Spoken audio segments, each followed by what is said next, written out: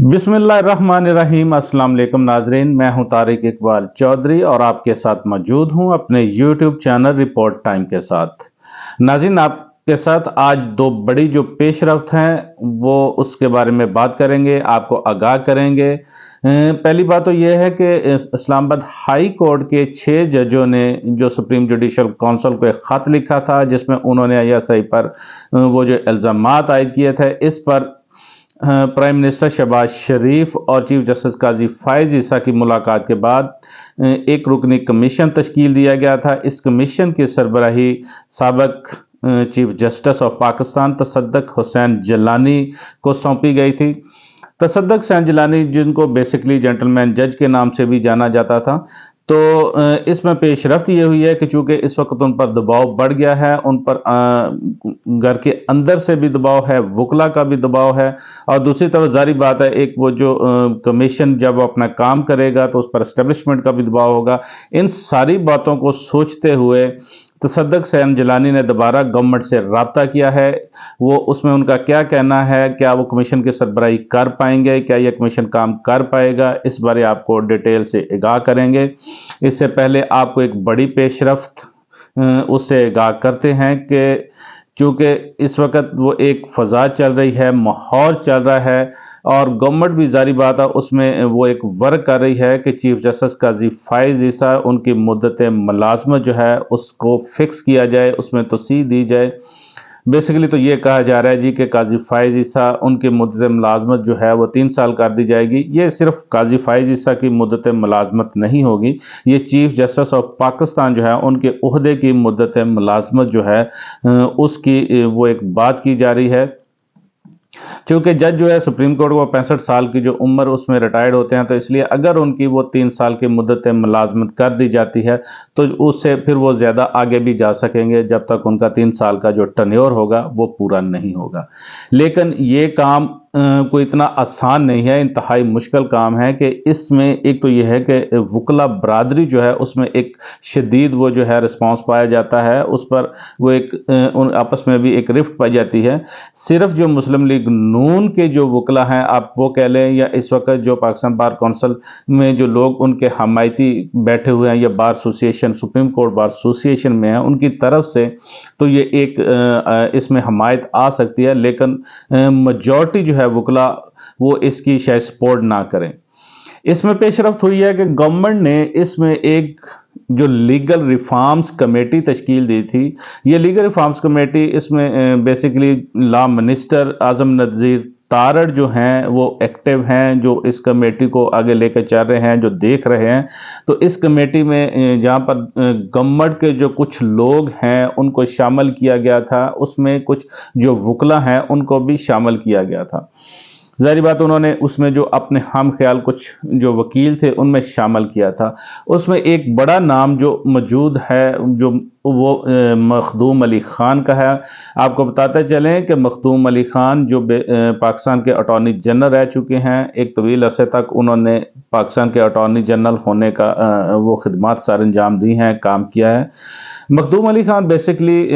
हमने तो जब भी देखा है सुप्रीम कोर्ट में कि वो उनको कभी ऐसा किसी पॉलिटिक्स में हिस्सा लेते हुए नहीं देखा। उन इवन के वो जो बार की पॉलिटिक्स है उसमें भी कभी नहीं देखा कि मखदूम अली ख़ान कभी एक्टिव हों या किसी ग्रुप के साथ वो खड़े हों या उनके साथ उनको हमायत की हो या वो आगे वो बड़ा उसमें बढ़ चढ़ कर उन्होंने हिस्सा लिया हो। मखदूम अली ख़ान के बारे में नाज़रीन आपको एक बात ये बताते चलें कि मुस्लिम लीग नून जो है वो उनके करीब समझे जाते हैं, या कह लें कि उन्होंने मुस्लिम लीग जो नून है उनके काफ़ी जो केसेस हैं उनको डील किया है। जैसे अभी एक तो ये है कि गवर्नमेंट के भी काफ़ी वो करीब समझे जाते हैं। जैसे गवर्नमेंट जो है अभी उन्होंने पाकिस्तान तहरीक इंसाफ का जो बल्ले वाला केस था उसमें वो इलेक्शन कमीशन की जानब से उन्होंने पैरवी की थी। बल्ले वाले केस में चूँकि वो काजी फायज ईसा इस केस को सुन रहे थे, तो इस केस में जैसा कि वो उनसे बल्ले का निशान छीन लिया गया था, तो मखदूम अली ख़ान जारी बात है वो एक विनिंग पोजीशन में थे एक वकील की हैसियत से। आपको बताते चलें इसी तरह जब पनामा کیس چل رہا تھا تو پاناما کیس میں بھی وہ پرائم منسٹر میاں نواز شریف جو ہیں ان کی طرف سے وہ پیش ہو رہے تھے، ان کی پیروی کر رہے تھے ان کے کیس کی، تو جس میں انہوں نے وہ اس وقت جو ہے انہوں نے کہا تھا جی کہ ہمارے جو میرے کلائنٹ ہے ان کی تو کوئی آف شور کمپنی نہیں ہے، انہوں نے ایک کمیشن بنانے کے حوالے سے بھی اس وقت جو ہے عدالت سے ریکویسٹ کی تھی۔ اس وقت ہمیں یاد ہے ہم عدالت میں موجود تھے کہ جب یہ کیس چل رہا تھا اس کے بینچ کی سربراہی اس وقت جسٹس آصف سعید کھوسہ کر رہے تھے، 5 رکنی بینچ تھا۔ تو جب مخدوم علی خان نے اپنے جو آرگومنٹ تھے ان کو کلوز کیا، ان کو مکمل کیا، تو جسٹس آصف سعید کھوسہ انہوں نے وہ بڑا ریمارکیبلی اپریشیٹ کیا تھا۔ انہوں نے کہا تھا جی کہ جو قانون کے طالب علم ہیں ان کو آپ کے جو آرگومنٹ ہیں وہ سننے چاہیے کہ کس طرح سے آپ وہ سیر حاصل قسم کے وہ آرگومنٹ دیتے ہیں، اپنے جو کلائنٹ کا جو کیس ہے وہ کس طرح سے پیش کرتے ہیں۔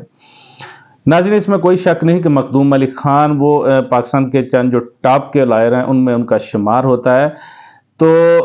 اس میں یہ ہے کہ ابھی جو لیگل ریفارمز کمیٹی تشکیل دی گئی تھی اس میں ان کا نام بھی شامل کیا گیا تھا۔ اس کمیٹی کی جو سیکریٹری ہے اس کو برقرار رکھنے کے لیے شاید ان کا نام انہوں نے شامل کیا تھا کہ اس کی جو ایک اہمیت ہے وہ مینٹین رہ سکے، تاکہ گورنمنٹ جو ہے اس میں سے اپنے جو وہ جو ہے وہ مفاد جو ہے وہ نکال سکے یا اپنا وہ خواہش جو ہے وہ پوری کر سکے۔ اس بارے میں اگر یہ کنفرم ابھی تک تو نہیں ہو سکتا کہ گورنمنٹ کو جسٹس قاضی فائز عیسیٰ انہوں نے کوئی ایسے اپنی وہ خواہش کا اظہار کیا ہو جی کہ ان کے مدت ملازمت میں توسیع کر دی جائے، یا یہ ہے کہ ابھی تک قاضی فائز عیسیٰ کی جانب سے بہرحال کوئی واضح کوئی بیان یا کوئی پریس ریلیز سپریم کورٹ کی جانب سے بھی نہیں آئی۔ جو رومرز ہیں، ہاں یہ معلوم ضرور ہوا کہ ایک موقع پر ان کی جو ڈسکشن ہوئی تھی سپریم کورٹ میں اس میں یہ تھا کہ شاید کوئی پریس سٹیٹمنٹ جاری کی جائے گی کہ قاضی فائز عیسیٰ اس میں وہ توسیع لینے کے حق میں نہیں ہے، لیکن کوئی ایسی ابھی تک ریٹن جو ہے یا کوئی اور سٹیٹمنٹ ابھی تک سامنے نہیں آئی۔ ناظرین، آپ کو بتاتے چلے کہ مخدوم علی خان جنہوں نے لیگل ریفارمز کمیٹی چھوڑ دی ہے، مخدوم علی خان جنہوں نے ایک لیٹر تحریر کیا ہے، انہوں نے لا منسٹر اعظم نذیر تارڑ کو اپنے تحریری جو لیٹر ہے جو ان کو بھجوایا اس میں بتا دیا جی کہ وہ اس کمیٹی کا حصہ نہیں بن سکتے۔ ظاہری بات ہے ناظرین، وہ اس کمیٹی چونکہ وہ آپ کو بتایا تھا کہ یہ مخدوم علی خان ایک پروفیشنل وکیل ہیں، اور ایک پروفیشنل وکیل کے لیے بڑا مشکل ہوتا ہے کہ وہ پالیٹکس جو ہے وہ اس میں وہ کوئی ان کے کاموں میں آگے آئیں یا اس میں دیکھیں۔ ناظرین، اس میں آپ کو بتاتے چلیں کہ مخدوم علی خان کی معذرت کے بعد جو صورتحال ہے کمیٹی اس وقت وہ ایک تو یہ ہے کہ وہ ٹوٹ چکی ہے، کمیٹی برقرار نہیں رہی، اور اس کے بعد دیکھیے اب گورنمنٹ اس کو دوبارہ فارم کرتی ہے دوبارہ، یا ان کی جگہ پر کچھ لوگ جو ہیں یا کسی وکیل کو دوبارہ اس میں شامل کرتی ہیں۔ لیکن مخدوم علی خان چونکہ انہوں نے ایک بہانہ بنانا جی کہ میں چونکہ وہ پروفیشنل وکیل ہوں، کانفلکٹ آف انٹرسٹ ہے، وہ لوگوں کیس کرتے ہیں تو اس لیے وہ اس کمیٹی کا حصہ نہیں بن سکتے۔ تو ایک تو یہ ہے کہ اس کی جو مورل سینکٹیٹی ہے اس کمیٹی کی وہ اس کے اوپر بڑا دبا ہے موجودہ حالات میں۔ جو کمیٹی یہ شاید سوچنے جا رہی تھی کہ چیف جسٹس کو اس میں توسیع دی جائے، اس طرح سے ایک تو یہ ہے کہ یہ کمیٹی جو ہے اس وقت فی الحال وہ رک گئی ہے۔ اس پہ دیکھیے اب گورنمنٹ آگے کیا سٹیپ لیتی ہے، آیا واقعی اس میں کوئی وہ چیف جسٹس کی مدت ملازمت کے حوالے سے کوئی ڈرافٹ بناتی ہے یا کوئی کام کرتی ہے۔ ناظرین، آپ کو دوسرا آگاہ کرتے چلیں کہ اس وقت چونکہ اسلام آباد ہائی کورٹ کے جو 6 ججز ہیں جنہوں نے سپریم جوڈیشل کونسل کو خط بھجوایا تھا کہ وہ ان کی رہنمائی کرے supreme judicial council code of conduct کے بارے میں، اس پر سپریم کورٹ میں فل کورٹ اجلاس منعقد ہوا۔ فل کورٹ اجلاس میں یہ تھا کہ کچھ ججز کی جو رائے تھی وہ منقسم رائے تھی، جیسے کہ فل کورٹ اجلاس میں اس وقت جسٹس منیب اختر اور جسٹس اطہر من اللہ وہ سٹرکٹلی اس بات کے حق میں تھے کہ جو سپریم کورٹ کی سطح پر سپریم کورٹ کی جانب سے ایک میسج جانا چاہیے، سپریم کورٹ کو یہ کیس خود ٹیک اپ کرنا چاہیے، چونکہ اسلام آباد ہائی کورٹ کے جو 6 ججز ہیں ان کا معاملہ ہے، ان کے ساتھ کھڑا ہونا چاہیے۔ لیکن کچھ جو ججز تھے انہوں نے قاضی فائز عیسیٰ کا اس وقت ساتھ دیا، اور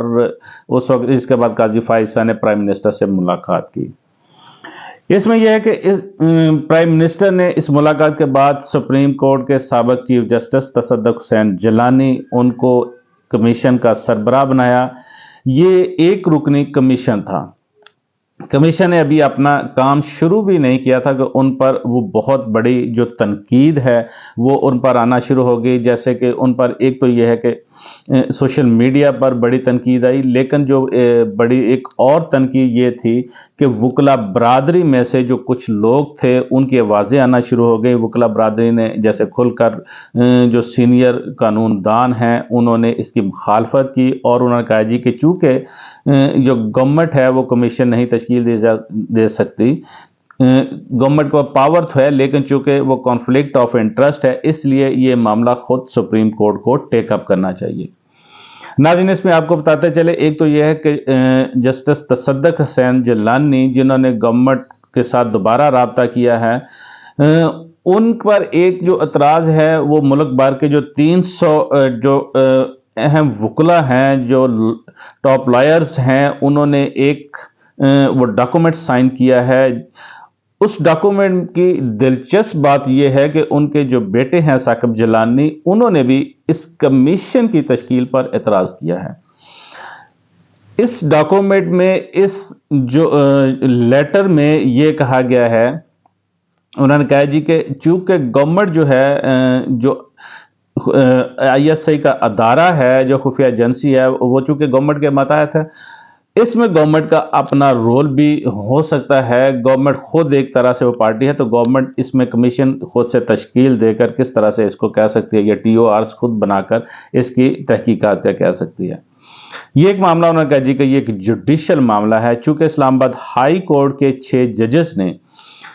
سپریم جوڈیشل کونسل کو اپنا لیٹر بھجوایا تھا، اور اس لیٹر میں انہوں نے ان سے رائے مانگی تھی کہ ان کا جو میکانزم ہے اس حوالے سے کنڈکٹ کا میکانزم ان کی رہنمائی فرمائی جائے، وہ کیا اس میں پوائنٹ دے سکتے ہیں۔ اس میں یہ کہ اسلام آباد ہائی کورٹ کے جن میں ابھی 8 ججز ہیں، 8 ججز میں 6 ججز نے تو یہ خط لکھ دیا جو کہ سپریم جوڈیشل کونسل کو چلا گیا اور ان کے پاس موجود ہے۔ ناظرین، آپ کو بتاتا چاہے اس کے پیچھے 2 ججز رہ جاتے ہیں، ایک چیف جسٹس عامر فاروق اور دوسرے جسٹس میاں گل حسن اورنگزیب۔ جسٹس میاں گل حسن اورنگزیب جن کے بارے میں یہ ہے کہ وہ بھی ان 6 ججز کے ساتھ ہیں، ان سے الگ نہیں ہیں، لیکن چونکہ انہوں نے اس جو ڈاکومنٹ ہے اس خط پر انہوں نے سائن نہیں کیا، لیکن اس وقت جو پچھلے سال جو ملاقات کرنے والے چیف جسٹس کے ساتھ ملاقات کرنے والے جو ججز تھے یہ ان میں شامل تھے، اور انہوں نے بھی خود سے اپنے تحفظات جو تھے وہ اس وقت اپنے چیف جسٹس یا قاضی فائز صاحب جو سینئر پیونی جج ہیں ان تک پہنچائے تھے، اور ان کو یہ بتایا تھا کس طرح سے جو جوڈیشل معاملات ہیں ان میں مداخلت کی جا رہی ہے۔ اس وقت آپ کو بتاتے چلیں کہ چونکہ اب یہ کمیشن بن چکا ہے، وکلا جو ہیں جیسے بلوچستان کے جو وکلا ہیں ان کی جو بار کی باڈیز ہیں انہوں نے اس کی مخالفت کر دی، آؤٹ رائٹلی وہ اس کے خلاف ہو گئے۔ انہوں نے کہا جی کہ یہ کمیشن مسترد کرتے ہیں، اور اس میں صرف یہ ہے کہ سپریم کورٹ کو جوڈیشل سائٹ پر یہ معاملہ دیکھنا چاہیے۔ اس بعد آپ کو بتاتے چلے جو 300 وکلا نے خط لکھا ہے، جیسے ہم نے آپ کو بتایا، انہوں نے بھی اپنے سخت ریزرویشنز جو ہیں اس میں ان کا اظہار کیا ہے کہ یہ اس پر کمیشن نہیں ہونا چاہیے، اس کو سپریم کورٹ کو دیکھنا چاہیے۔ اس میں ناظرین آپ کو بتاتے چلیں کہ اب یہ معاملہ انتہائی وہ جو ہے گمبھیر ہو چکا ہے، وہ معاملہ اب لگتا نہیں ہے یہ آگے چلے گا، یا کمیشن وہ اپنا کام کرے گا، یا انڈیپینڈنٹلی کمیشن اپنا کام کر سکتا ہے۔ جسٹس تصدق حسین جیلانی جن کے بارے میں ہم آپ کو بتاتے چلیں کہ یہ بیسکلی وہ ان کی ایک خواہش تو ہوتی ہے کہ گورنمنٹ کا کوئی نہ کوئی جو عہدہ ہے یہ کبھی کبھار وہ ان کے پاس موجود ہونا چاہیے، جیسے اچھا یہ ایک غیر متنازع قسم کے جج بھی رہے ہیں، یہ پرسنالٹی ہیں، ان کا کسی کے ساتھ کوئی ایسا تعلق نہیں ہے، گرچہ یہ جو ہمارے پرائم منسٹر ایک سابق پرائم منسٹر یسر رضا گیلانی ان کے دور کے رشتہ دار بھی ہیں، لیکن ان کا جو تعلق ہے وہ ایسا کسی وہ پولیٹیکل پارٹی سے نہیں رہا۔ جیسے آپ کو بتاتے چلے کہ 2018 کا جب وہ کیئر ٹیکر پرائم منسٹر وہ بنانا تھا تو جیسے جسٹس ناصر ملک ان کا نام تھا، تصدق حسین جیلانی کا بھی نام تھا، PTI اس پہ راضی تھی، इसके बाद जब ये अभी इस गुज़श्ता इलेक्शन में आना हुआ तो पीपल्स पार्टी की ख्वाहिश थी कि उनके नाम को आगे दिया जाए और उनको प्राइम मिनिस्टर बना दिया जाए। तो मुख्तलिफ जो पॉलिटिकल पार्टीज उनकी जानिब से इनका नाम भी आता रहा, क्योंकि इसके बाद आपको बताते चलें ये गवर्नमेंट की वो जो एक सरबराही भी कर चुके हैं कुलभूषण यादव केस में, आईसीजे में, इंटरनेशनल कोर्ट ऑफ जस्टिस में वो इडहाक जज एक ज़रूरत होती है कि जिस मुल्क से वो केस हो वहाँ का एक इडहाक जज मौजूद हो, वहाँ अपॉइंट किया जाता है। तो उस वक्त तसद्दुक़ हुसैन जिलानी जो थे उनको एज इडहाक जज बनाकर वहाँ पर भिजवाया गया था, जिन्होंने उस वक्त पाकिस्तान के वहाँ पर जाकर नुमाइंदगी की। तो तसद्दुक़ हुसैन जिलानी जो कि साबिक़ चीफ जस्टिस इफ्तिखार मोहम्मद चौधरी उनके बाद सुप्रीम कोर्ट ऑफ पाकिस्तान में चीफ जस्टिस बने थे। नाज़रीन आपको बताते चलें कि तसद्दुक़ हुसैन जिलानी बेसिकली अब ये इनके बारे में सूरत हाल है कि वो गुम का शिकार हैं, चूँकि उन पर वो प्रेशर जो है वो काफ़ी प्रेशर उसके आ गया है। जैसे वो जुडिशरी के अंदर से भी एक प्रेशर है कि ये चूँकि जुडिशरी का अपना मामला है, 6 जजेस का मामला है जिन्होंने एक ओपन एक लेटर लिखा है सुप्रीम जुडिशल काउंसिल को। और दूसरा ये है कि जब सुप्रीम कोर्ट में जो फुल कोर्ट मुनक्कद हुई थी, फुल कोर्ट में भी तमाम जजेस जो थे वो इस कमीशन की तश्कील पर वो एग्री नहीं थे। वो राय जो थी मुनकसब राय वहाँ से आ गई थी। अभी ये है कि जो तसद्दुक़ हुसैन जिलानी उन्होंने दोबारा गवर्नमेंट से रब्ता किया है, उनका गवर्नमेंट के साथ दोबारा रब्ता हुआ है, उन्होंने इस पर कुछ वक्त मांगा है जी कि मैं दोबारा इस पर सोचूंगा। गरचे तसद्दुक़ हुसैन जिलानी पहले अपनी वो रजामंदी का इजहार कर चुके थे, लेकिन ज़राए का कहना है कि इस वक्त उन्होंने दोबारा जो है कमीशन की सरबराही करने पर सोचो विचार शुरू की है और गवर्नमेंट को उन्होंने बता दिया है जी कि फ़िलहाल मैं कमीशन की सरबराही जो है फौरी तौर पर कमीशन अपना काम नहीं कर सकता। पहले तो ये है कि उन्होंने कहा जी कि ईद का दिन है, रमज़ान है, तो वो उस पर अवेलेबल नहीं होंगे, उनके कुछ ज़ाती मसाइल हैं। तो दूसरा उन्होंने कहा जी कि मैं इस पर जो है वो गौर करूंगा। अपने दोस्तों के साथ उन्होंने मशावरत की है जी कि वो कमीशन की सरबराही करें या ना करें। तो ऐन मुमकिन है, चूँकि ये एक अहम मामला है, वो इसकी सरबराही से इनकार भी कर सकते हैं, गवर्नमेंट को बता भी सकते हैं। और अगर उन्होंने इसकी सरबराही से इनकार किया तो ज़ाहिर बात है इसकी कमीशन की जो अखलाकी हैसियत है शायद वो उस तरह से मेंटेन ना रह सके, जिसके बाद शायद किसी और को भी इसमें अपॉइंट करना वो मुनासिब ना हो। गवर्नमेंट ने चूँकि कमीशन तश्कील दे दिया है, इसके TORs जो हैं वो भी उन्होंने बना दिए हैं। एक मामला जो है अभी इसको इंक्वायरी की तरफ जाना है और जब ये इंक्वायरी होगी तो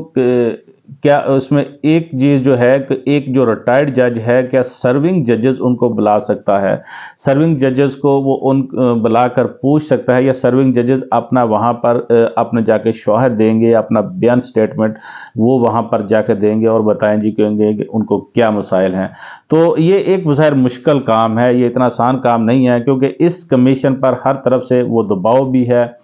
जैसे जुडिशरी के अपना मामला है, वहाँ पर दबाव है, वकला बरादरी जिनके साथ तसद्दुक़ हुसैन जिलानी वो उन्होंने एक उम्र गुजारी, वहाँ पर वकला की एक शदीद जो है वो रिजर्वेशन भी शो की जा रही हैं,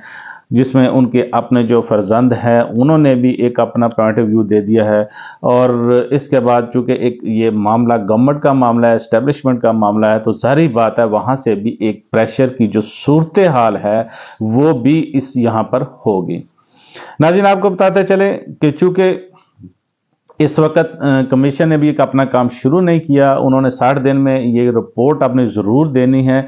लेकिन लगता नहीं है कि ये आसानी से ये काम हो पाएगा, ये काम ये मुकम्मल हो पाएगा। अब तसद्दुक़ हुसैन जिलानी क्या गवर्नमेंट को जवाब देते हैं, क्या वो बताते हैं, उनका क्या पॉइंट ऑफ व्यू आता है, लेकिन ये है कि मामला फ़िलहाल जो रुक गया है क्योंकि इस पर अभी शायद वो पूरी तरह से सरबराही करने को तैयार नहीं है। ये थी अब तक की डेवलपमेंट नाजरीन, जिसके साथ इजाज़त दीजिए। मज़ीद डेवलपमेंट के साथ अपने वीलॉग के साथ फिर हाज़िर होंगे। अपना बहुत सारा ख्याल रखिएगा। अल्लाह हाफिज़।